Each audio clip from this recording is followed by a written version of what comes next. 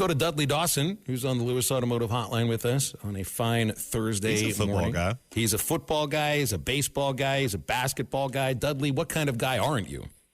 Yeah, that's true. I was going to say the last time I saw John Bon Jovi in person, he wasn't in concert, but he was sitting next to Jessica Simpson at the shareholders meeting that was held at Razorback Stadium, and it's Sid of Inside Bud Walton Arena. So there you go. There's your little tidbit. I hear there's a basketball game at Bud Walton Arena tomorrow, and then a football game the next day. So we got, finally get our eyes on Arkansas men's basketball in a game where they'll keep score against another opponent. It just won't count.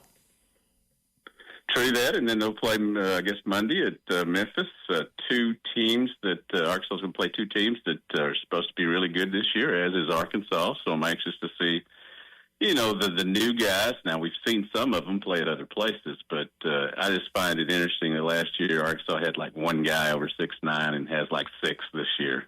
So should be a different type, way they attack things, even though they've still got some really good outside shooters.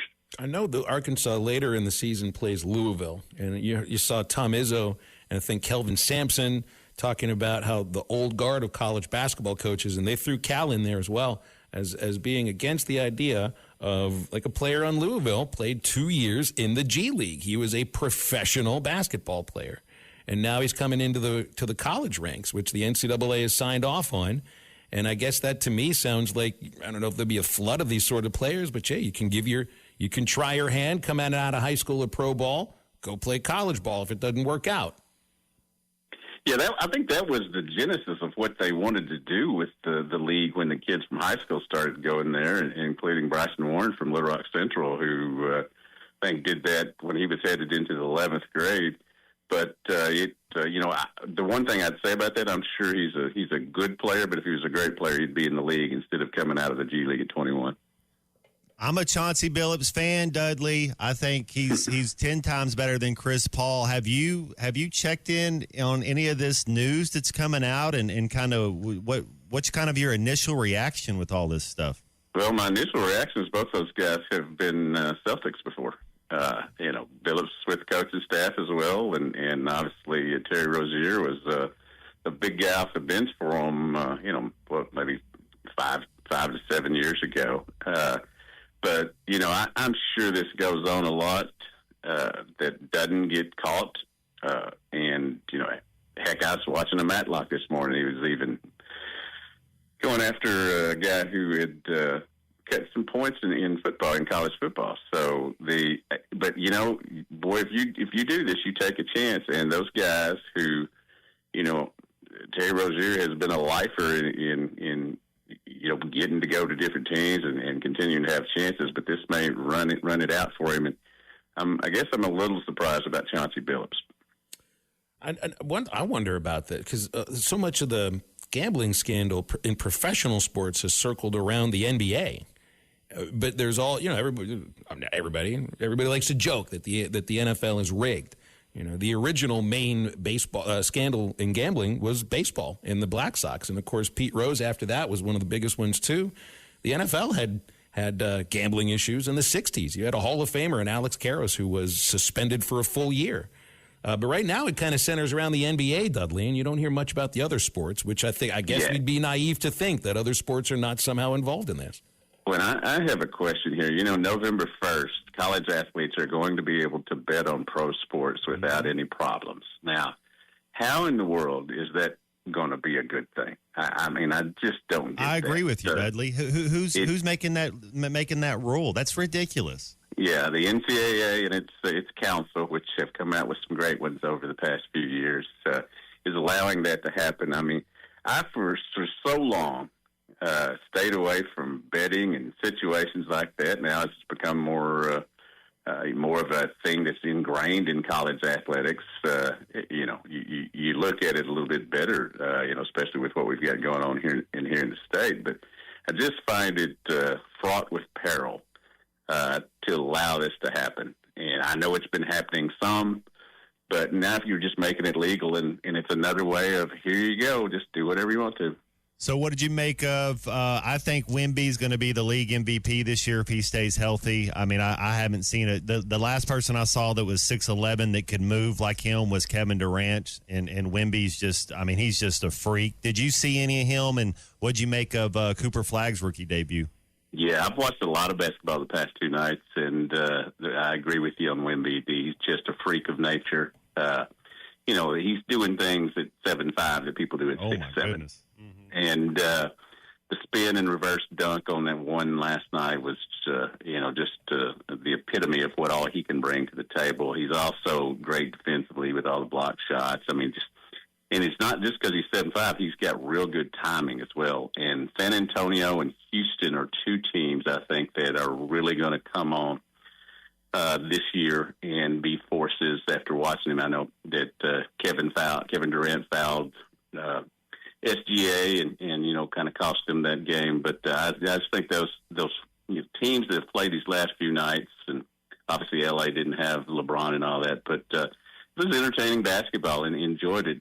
Even enjoyed Boston losing to Philadelphia because of VJ Edgecombe doing things that no rookie had done in a long, long time last night. Dudley, huge news yesterday that kind of shakes the world of college baseball and Major League Baseball, too, with Tony Vitello's hiring as the Giants manager. Now, this is a one-off thing for right now, but if it does work, do you think there'd be other college coaches that Major League teams may be looking at? Well, I think you have to have the charisma and success that Tony had to be able to, for a Major League team to want you. They usually just recycle their veterans. This guy gets a job, this guy gets a job, they move on. But I'm really excited about Tony being able to get the opportunity with the Giants. I'll be watching them just like I watch Tennessee a lot of times, just for the sheer theatrics of Tony.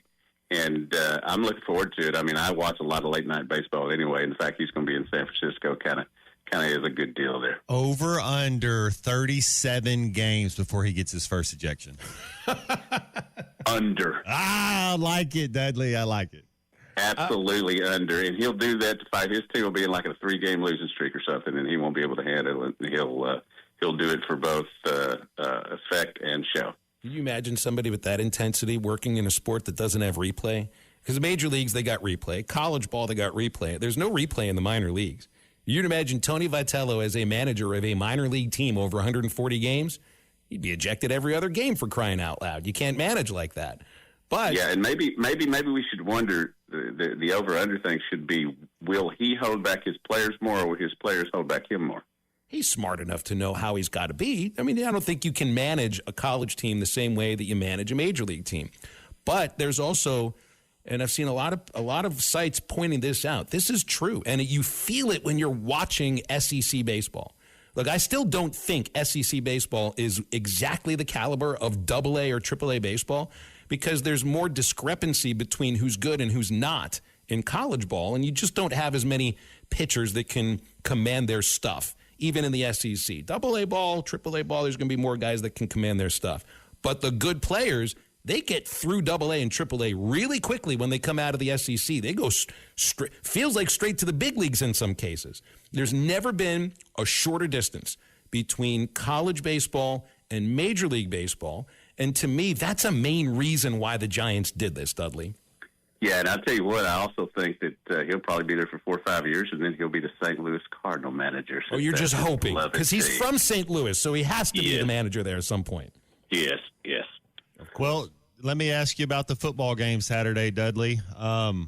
Rain, if it is kind of a torrential downpour, does it favor one side or the other? I know Auburn likes to run the ball, but Arkansas has been running the ball pretty well. Since Bobby's been the head guy, just kind of give me your synopsis. How do you see this one going Saturday? Well, you have an offense that is given credit for being high flying and passing a lot. Taylor and Hathstone for 17 touchdowns this year, but they've got the number 2 rusher in the conference in Mike Washington, the number 6 rusher in the conference in Taylor. And if you take away his sack yardage, then he'd be up there right behind Mike Washington. But the elements certainly would affect the ball handling and all that. But I think both teams are solid on the ground. I really think this one's going to come down to what kind of play Auburn gets at quarterback.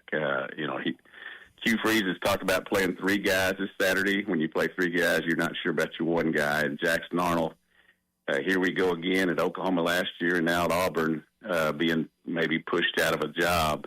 So I think it's going to depend on how the Auburn plays at quarterback. And I do think this is an opportunity. If you are pushing for Bobby Petrino to get the job, these are 2 weeks that you have to win to be able to cement that thing.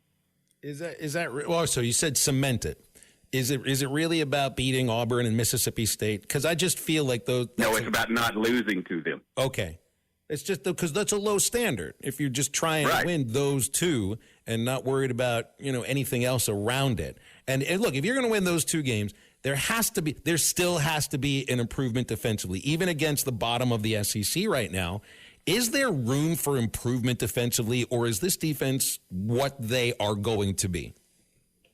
I think they're going to play two offenses, and Mississippi State had put up a lot of points against Tennessee, and Auburn had, Auburn's offense has been inconsistent. I think there's improvement that we'll see from our eyes. I'm not sure there'll be improvement when you're facing a quality opponent, as you will down the stretch. If we're going to call Texas a quality opponent, I'm still confused by them. Missouri obviously is, but I can't wait to get to November. I can't wait till the decision is made. I talked to a lot of recruits. I talked to a lot of their coaches, and the uncertainty is keeping a lot of kids on a slippery slope there, because December comes around real quick, and Arkansas is going to have to make a decision sometime in November. I would think early in November about which way you're going to go.